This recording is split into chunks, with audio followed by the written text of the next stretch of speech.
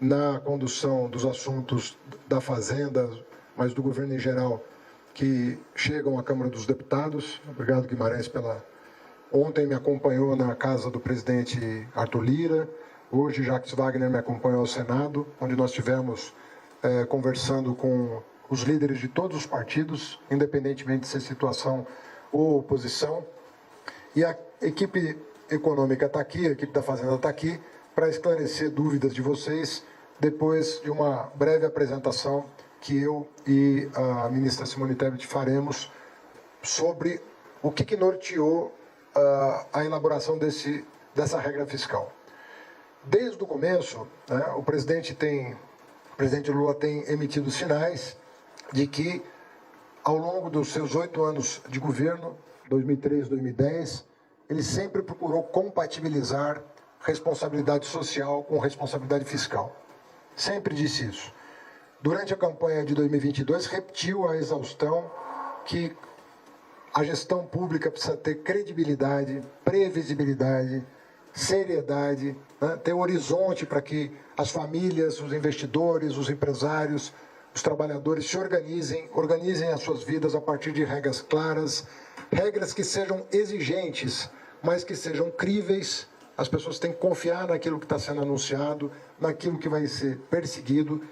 Para além da relação de confiança, que é importante, a própria regra tem que dispor de mecanismos de autocorreção, porque se não houver mecanismos de autocorreção, por mais boa vontade que tenham os gestores públicos, eles próprios vão ficar numa situação difícil para corrigir rumo, se não houver com antecedência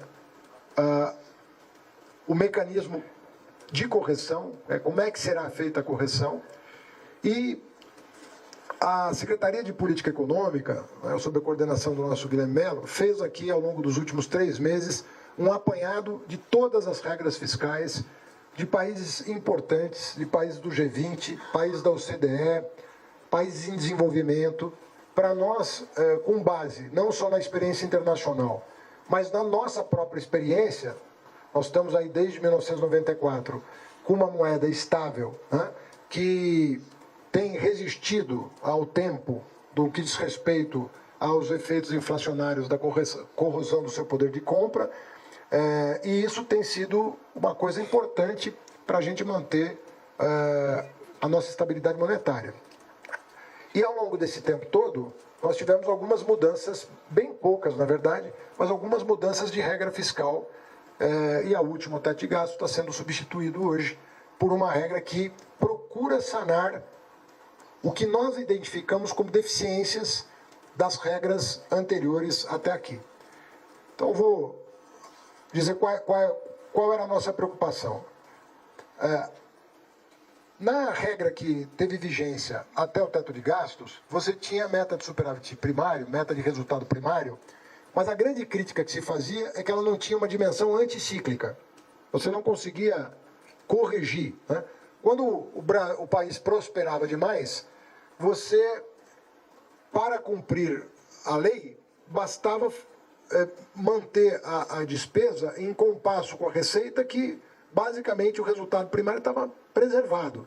E era muito difícil você reverter isso numa fase ruim, porque você não tinha uma poupança prévia que te permitisse, numa fase pior, né, você mudar um pouco o rumo das suas contas primárias, ou numa fase de recessão, em que você era obrigado a cortar tanto que o movimento anticíclico de recuperação da economia também não se fazia presente. Então você tinha um problema tanto na expansão quanto na retração. Por que isso é importante? Isso é importante porque, para as famílias brasileiras, elas querem ter a segurança de que aqueles serviços públicos de saúde, de educação, de assistência, que são caros, porque compõem, de certa maneira, a renda da família. Uma família que não tem plano de saúde, que não tem escola particular, a renda dela, de certa maneira, se compõe também desses serviços públicos que são universais do Brasil e que tem que manter oferta e qualidade no patamar estabelecido pela nossa Constituição. Então, o próprio investimento, aí investimento no sentido estrito da palavra, o investimento também ficava muito prejudicado nesses momentos, porque você tinha uma contração tão forte que você abandonava obras, como aconteceu agora. As milhares de obras paradas, porque você não tinha mecanismos anticíclicos que permitissem, por exemplo, você terminá-las, pelo menos, né, para que você não tivesse o desperdício do dinheiro público. Então, todo mundo, com razão, reclamava muito, né, de que você não tinha mecanismos de ajuste que dessem ao gestor público condições de gerir a coisa pública da maneira mais eficiente possível, sobretudo pensando nas famílias de mais baixa renda, que dependem mais do Estado, né, para manter a sua qualidade de vida, às vezes num patamar ainda muito inferior ao desejado e ao ambicionado pela sociedade brasileira. Então a primeira preocupação era de estabelecer um mecanismo que corrigisse essa distorção. E a outra coisa, o mérito da LRF é que foi cumprida diligentemente pelo presidente Lula ao longo dos anos, era justamente que você dava uma sustentabilidade fiscal para o país que permitiu a dívida pública cair drasticamente nos seus 8 anos de governo, né? Lembrando que a dívida líquida era muito parecida com a situação atual. E nós conseguimos equacionar esse problema de maneira muito exitosa. A situação mudou e há aspectos importantes para melhor, como é o caso da dívida externa brasileira, né, que à época era um problema e hoje não é. As reservas cambiais brasileiras estão aí, o pré-sal está rendendo cada vez mais dividendos aí para a União em virtude do sucesso da exploração, primeiro da pesquisa que foi feita e depois da exploração dessa mega área, né, dessa mega reserva que foi encontrada aqui no país. Então nós estamos numa outra situação, mais do ponto de vista das contas públicas, nós entendemos que temos que recuperar uma trajetória de credibilidade. E por isso nós associamos, na nossa opinião, o melhor dos dois mundos. Você traçar uma trajetória consistente de resultado primário, em que necessariamente a despesa vai correr atrás da receita, receita vai crescer uma taxa, a despesa vai crescer uma taxa menor, né? E, portanto, você vai ampliar o espaço, digamos assim, de economia, justamente para dar sustentabilidade para as contas públicas, mas você não tem uma rigidez absoluta, porque as demandas sociais estão aí, precisam ser atendidas, mas de maneira responsável, do ponto de vista das contas, mas também do ponto de vista social. E essa diferença entre o incremento da receita, e muita gente, eu verifiquei nas redes sociais, muita gente perguntando, mas isso você pode inflar a receita para fazer, né, um orçamento mais inflado do ponto de vista da despesa. Não, porque a variação de receita que vai ser observada é a que fecha em julho do ano, antes da remessa do orçamento para o Congresso Nacional. Então você vai estar ancorado do ponto de vista da previsibilidade, você vai estar ancorado na receita realizada vis-à-vis o ano anterior. E vai projetar despesa à razão de 70% dessa receita já realizada. Portanto, é uma coisa bastante sólida que você está fazendo. Você não está projetando uma coisa que poderia sofrer a influência, né, no sentido negativo da palavra, da política menor, né, e não da política de Estado. Nós, então, com base no realizado, nós projetamos as despesas à razão de 70% para o cumprimento das metas. Para o cumprimento das metas. A meta estabelecida tem uma pequena banda, também para evitar aquela sangria desatada de final de ano, ou para empenhar, para gastar mais, sem planejamento, sem a tranquilidade necessária para alocar de forma eficiente os recursos, ou então cortando despesa de maneira também atabalhoada, sem aquela noção clara de como você fazer os cortes necessários para o bem da sociedade brasileira. Então, as metas de resultado primário têm uma banda de 0,25% do PIB, justamente para você acomodar essas tensões de final de exercício. Então, fica uma execução orçamentária para minha colega Simone Tebet muito mais racional, como, aliás, é no mundo. Você não crava um número e sai correndo atrás dele com 2 dígitos depois da vírgula, né, como se fazia no Brasil. Você acompanha uma trajetória. E se, porventura, não apenas as metas de resultado não foram atingidas, mas elas ficarem aquém da banda, aí sim você tem mecanismos de correção para o ano seguinte, que é cair de 70% para 50% a possibilidade de expansão das despesas vis-à-vis a o aumento da receita já verificado no ano anterior. Então você tem uma regra que compatibiliza o que era bom da LRF, né, com o que é bom de uma regra de gasto, né, em que você junta as duas coisas para que a trajetória consistente com a ancoragem dos agregados, né, das grandes variáveis econômicas, que inclui aí a dívida, esteja no rumo correto. E, para concluir, nós fizemos questão de colocar 2 mecanismos anticíclicos, tanto na fase do boom quanto na fase de uma eventual retração, que nos últimos anos só seria disparado uma única vez, né? Nas últimas décadas, se fosse acionado. Uma é a questão seguinte: se os 70% do aumento do incremento da receita superar 2,5%, nós vamos ficar com 2,5%. Então, suponha, por hipótese, que a receita tenha crescido nos 12 meses anteriores 5%. 70% de 5% é 3,5%. Vai valer os 2,5%. Vai valer os 2,5%. Assim como, se tiver eventualmente uma retração, né, no ciclo baixo, na parte baixa do ciclo, nós resolvemos incorporar aquilo que era exceção ao teto de gasto dentro da regra nova e fixar em 0,6% o incremento da despesa de um ano para o outro. Por que isso? Porque para evitar ficar naquela situação em que você tem uma regra e as excepcionalidades, né, a não ser as constitucionais, mas as excepcionalidades, a gente resolveu trazer para dentro da regra aquilo que é uma espécie de crescimento vegetativo em função daquilo que se verificou desde a promulgação do teto de gasto.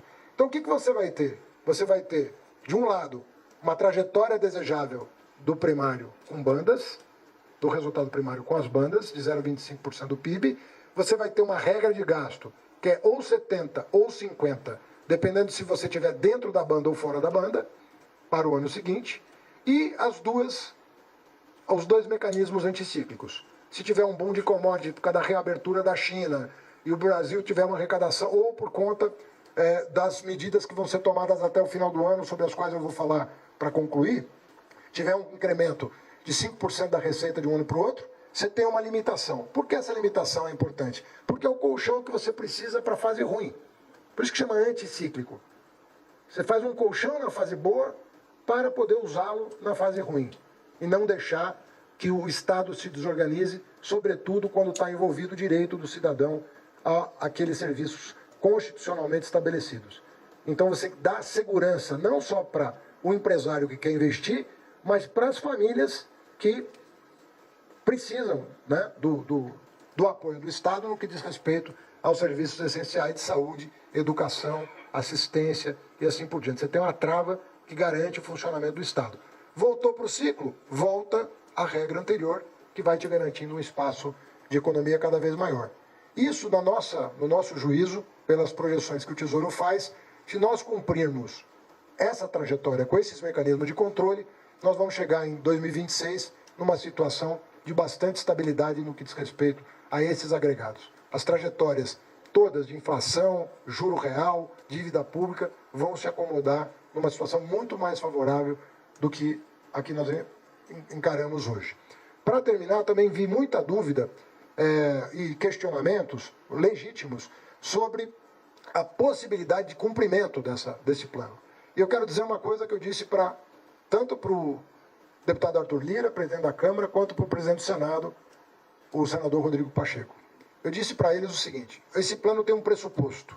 Porque todos me perguntaram, vai haver aumento da carga tributária? Todo mundo me pergunta isso. Depois que vira um arcabouço, fala, é consistente, mas nós queremos saber se essa consistência implicitamente exigirá um aumento da carga tributária. Se por carga tributária se entende criação de novos tributos ou aumento de alíquota dos tributos existentes, a resposta é, não está no nosso horizonte. Não estamos pensando em CPMF, não estamos pensando em acabar com o Simples, não estamos pensando em reonerar a folha de pagamento, não é disso que se trata. Né? Folha, inclusive, está na fase 2 da reforma tributária prevista para o segundo semestre. Não é disso que se trata. Do que se trata, portanto, lembro a frase do presidente Lula durante a campanha. Meu governo vai colocar o pobre no orçamento e o rico no imposto de renda. que significa isso na prática? Significa que nós temos que fazer, quem não paga imposto, pagar. E nós temos muitos setores que estão demasiadamente favorecidos com regras que foram sendo estabelecidas ao longo das décadas e que não foram revistas por nenhum controle de resultado. Muitas caducaram, do ponto de vista de eficiência, precisam ser revogadas, e nós vamos, ao longo do ano, né, e já começando na semana seguinte à apresentação do arcabouço, nós já vamos encaminhar para o Parlamento as medidas saneadoras que vão dar consistência para o resultado previsto nesse anúncio. Sim, nós contamos, portanto, que aqueles setores que estão muito beneficiados, ou setores novos que sequer estão regulamentados, né? Falava-se muito lá na Câmara e no Senado sobre essa questão das apostas eletrônicas, que vai ser regulamentado. Mas esse é um item de uma lista extensa de benefícios indevidos, de fraudes, de todo tipo de coisa que vocês possam imaginar, que vão ser revistas para fechar os ralos do que a gente chama de patrimonialismo brasileiro.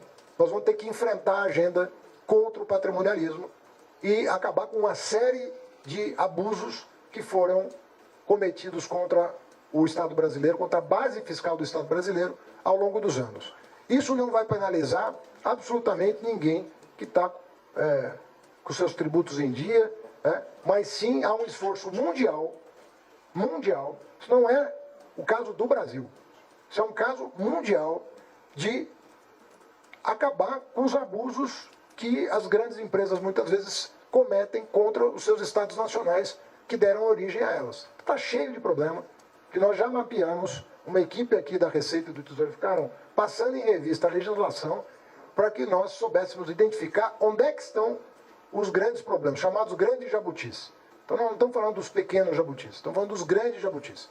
Esses jabutis realmente é uma manada, talvez um dos maiores rebanhos existentes hoje nesse país, é a quantidade de jabuti que foi entrando no nosso sistema tributário e que tornou esse modelo caótico. E isso não tem nada a ver com a reforma tributária que está em curso, que vai sanear outros tantos problemas. Porque a reforma tributária tem o mérito, inclusive, de dificultar muito a sonegação, porque o imposto de valor agregado, ele encadeia os setores econômicos de uma tal maneira que, como você está num regime de crédito e débito, todo mundo tem interesse em se regularizar, porque é um benefício para todos, o que permitirá, no futuro próximo, inclusive a redução do imposto sobre consumo no Brasil, que é muito elevada. Com as correções devidas, com a ampliação da base, você consegue ter um sistema tributário mais justo, que penalize menos as camadas mais vulneráveis economicamente da nossa população, que paga duas vezes no caso do imposto do consumo. Não só porque ele consome mais proporcionalmente à renda, mas porque ele consome produtos que são super tributados na cesta de consumo dessas famílias. Então ele é penalizado duas vezes. Então, esse é o plano de voo, não tem nenhuma... Tem muito trabalho pela frente. Isso aqui não é uma bala de prata que se resolve tudo. Isso aqui é o começo de uma longa jornada. Mas isso aqui é um plano de voo, de como nós vamos enfrentar o problema da economia brasileira. Eu termino falando uma frase que eu falei tanto na Câmara quanto no Senado. Se quem não paga imposto, se quem não paga imposto passar a pagar, todos nós vamos pagar menos juros. Todos nós vamos pagar menos juros. É isso que vai acontecer. Agora, para isso acontecer, aquele que está fora do sistema tem que vir para o sistema. Ele tem que vir para o sistema. O Congresso Nacional tem que ter sensibilidade para perceber o quanto o seu desejo foi aviltado na prática pelos abusos e corrigir essas distorções. Da mesma maneira que nós vamos ter uma atuação forte no Supremo Tribunal Federal no que diz respeito ao julgamento daquelas ações que são muito importantes para a recomposição dessa base fiscal do Estado brasileiro. Nós estamos falando, portanto, de uma recomposição. Não estamos falando de uma ampliação.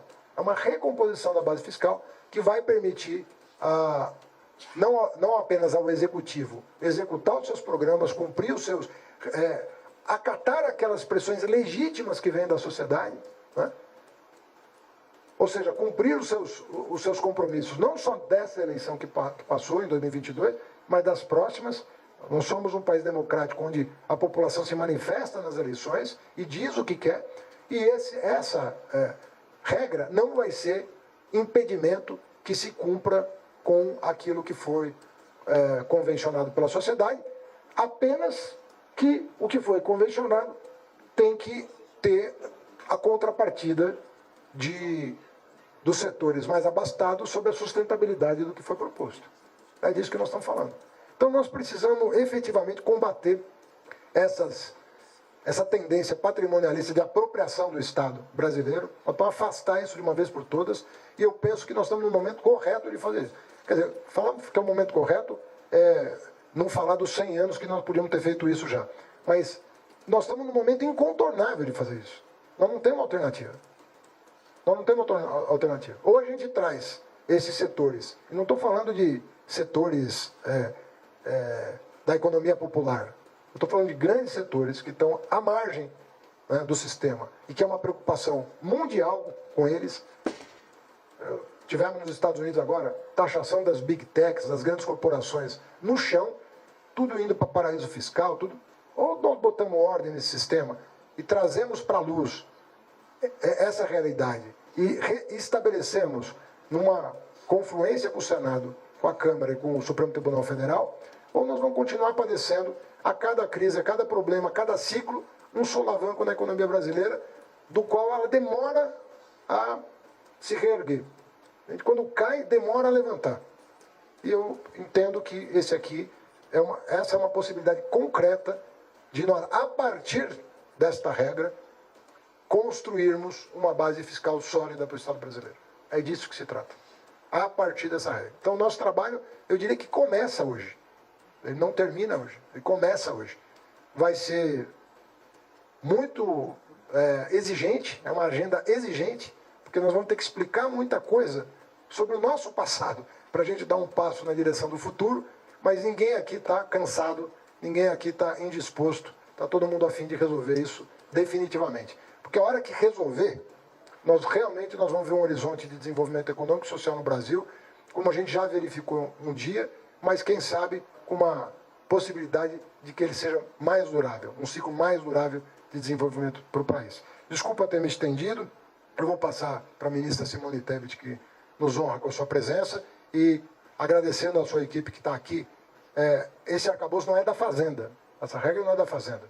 Nós sentamos com o Banco Central, sentamos com o Ministério do Planejamento, sentamos com o Ministério do Desenvolvimento, sentamos com a Casa Civil, sentamos com o Ministério da Gestão, ontem com o presidente Lula pela terceira vez. Então isso aqui é uma proposta que envolveu muitas cabeças e que hoje é dada a público depois da garantia de que são essas regras que vão chegar ao Congresso Nacional. Simone, obrigado. Obrigada. Bom, quero dar bom dia a todos e a todas, dizer que é um prazer poder estar aqui ao lado do ministro da Fazenda, Fernando Haddad, depois de muitos dias de trabalho. Quero aqui começar parabenizando toda a equipe do Ministério da Fazenda pelo brilhantismo da sua equipe, o ministro Fernando Haddad. Não sei se ele tem muitos méritos, mas mérito de saber fazer uma boa escolha de equipes, ele sabe. As melhores mentes no setor da economia, da equipe econômica, estão aqui. Eu quero cumprimentar o Melo, o Seron e o Galípolo, em seu nome, comentar toda a equipe. Dizer que o Ministério do Planejamento e Orçamento entrou aqui como coadjuvante, como colaborador. Nós somos chamados para analisar o arcabouço fiscal que se apresentava, portanto, todo o boneco foi feito pelo Ministério da Fazenda, para ver se nós tínhamos bases orçamentárias sustentáveis. E eu acho que é disso que se trata, né? A Constituição é muito clara, nós precisamos ter regras fiscais sustentáveis. Ao mesmo tempo em que nós temos uma demanda e um pedido do presidente da República mais do que justo. Houve uma determinação do presidente Lula. Nós queremos o pobre no orçamento, mas mais que o pobre, nós queremos a primeira infância, nós queremos os jovens, nós queremos os idosos, nós queremos 210 milhões de brasileiros contemplados com políticas públicas. Então, diante disso, nós temos a responsabilidade fiscal, de um lado, de cuidar das contas públicas, mas tendo como objetivo principal atender esse social. E aqui eu já posso, pelo lado do orçamento, afirmar para vocês, depois dos primeiros números já checados, nós vamos fazer uma dupla checagem, depois que o texto estiver escrito, que esta regra fiscal, ela é crível, portanto, ela é possível possível e nós temos condições de cumpri-la de acordo com as metas estabelecidas. E por que isso? Porque ela tem flexibilidade, ela tem bandas e ela permite, a partir daí, que nós façamos alguns ajustes para conseguir atingir essas metas. Então, sobre a ótica do Ministério do Planejamento e Orçamento, nós estamos absolutamente tranquilos e convictos que se o Congresso, se for da vontade do Congresso Nacional, em aprovando-se esse arcabouço fiscal, nós conseguiremos atingir a meta, que é o quê?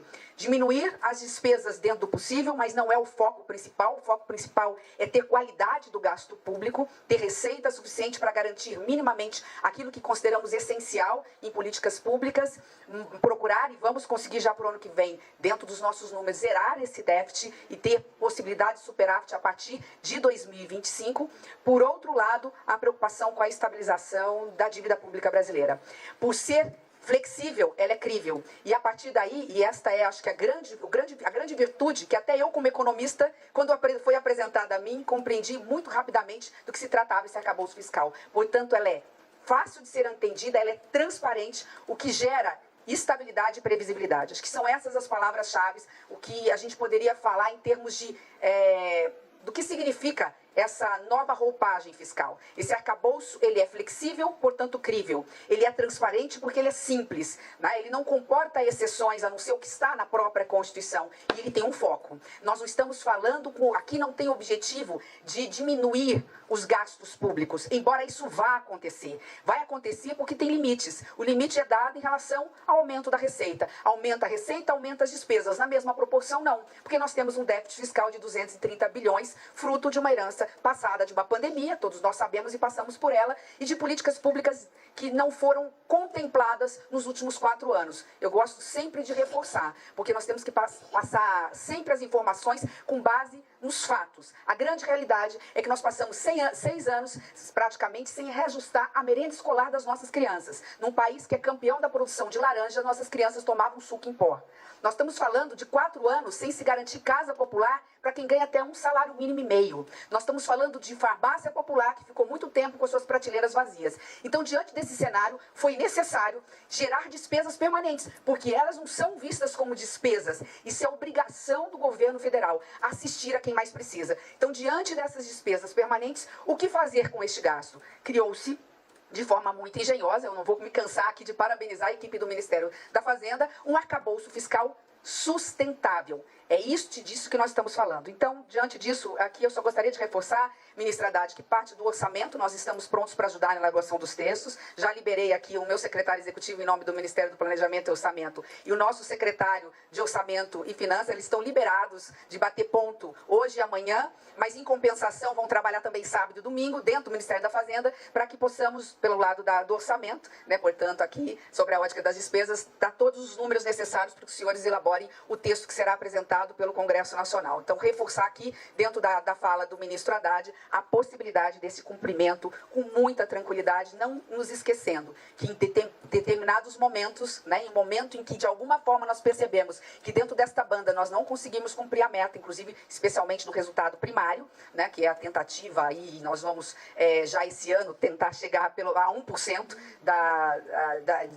desse primário negativo e não 2,1% como está hoje, nós temos o gatilho de diminuir ainda mais as despesas em relação à receita. Acho que o ministro Haddad falou aqui por 2 vezes. Hoje, o limite é 70% da receita, o crescimento das despesas. Mas, excepcionalmente, se percebermos que não estivermos alcançando essa meta, nós estamos prontos para tomar as medidas necessárias para que essa despesa não cresça mais do que 50% em relação à receita. Não sei se ficou alguma coisa para trás. Eu só posso dizer que, a partir daí, nós temos uma grande missão no Ministério do Planejamento, porque também isso é importante dizer. Essa regra nos dá, talvez pela primeira vez em muito tempo, a oportunidade de nós termos um aumento do horizonte de recursos, alocar recursos considerando uma visão de médio prazo. Sair da caixinha do orçamento anual, e ele é anual porque está na lei, está na Constituição, mas tendo uma visão de médio prazo, olhando o orçamento para os próximos 4 anos. Porque a chuva impede que a obra comece 1º de janeiro, então ela não se conclui dia 31 de dezembro. Quando nós falamos de políticas públicas, algumas delas, elas têm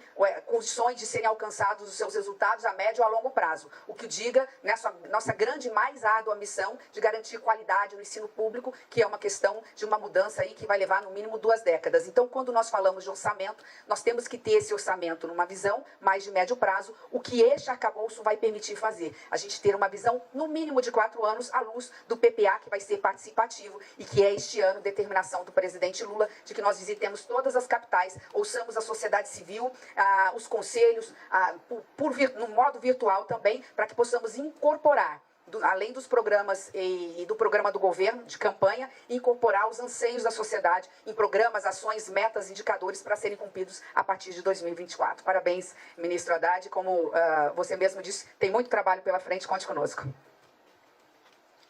Bom, eu vou passar a palavra aqui para a equipe esclarecer dúvidas, mas eu só queria concluir dizendo o seguinte: nós tivemos muita preocupação mesmo, de andar numa linha que no Brasil ficou muito tênue à luz do ambiente político criado, entre você olhar para um lado ou para o outro da sociedade, olhar para uma pequena minoria na sociedade e para a grande maioria.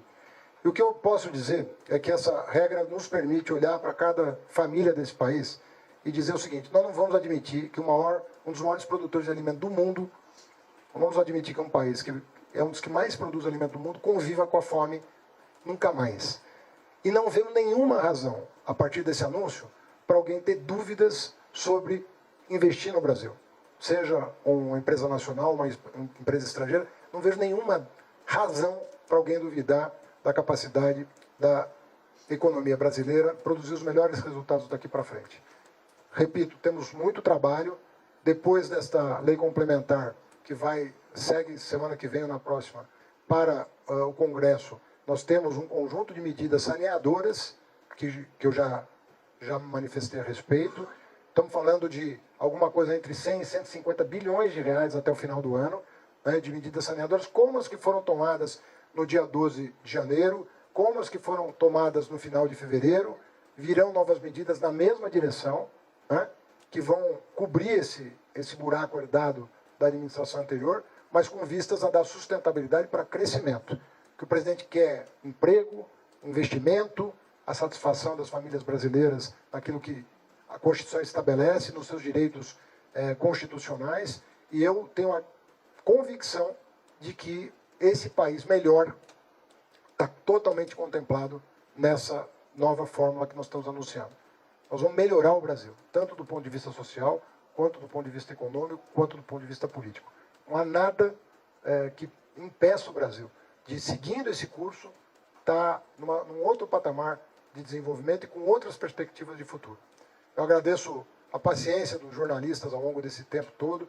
Eu não podia me manifestar antes de fechar com a área econômica, com o presidente da República, antes de falar com os líderes da Câmara e do Senado. Nós cumprimos um ritual longo e todo mundo foi muito sério em manter sigilo daquilo que ainda não estava decidido, justamente para não criar um transtorno para a sociedade indevido. E eu penso que a equipe hoje está completamente confortável para esclarecer dúvidas, e se eventualmente aparecer uma questão que ainda não foi endereçada, nós temos tempo de resolver até o encaminhamento para o Congresso Nacional, porque ela começa a ser redigida depois da decisão que o presidente tomou ontem, e as equipes já estão mobilizadas para isso.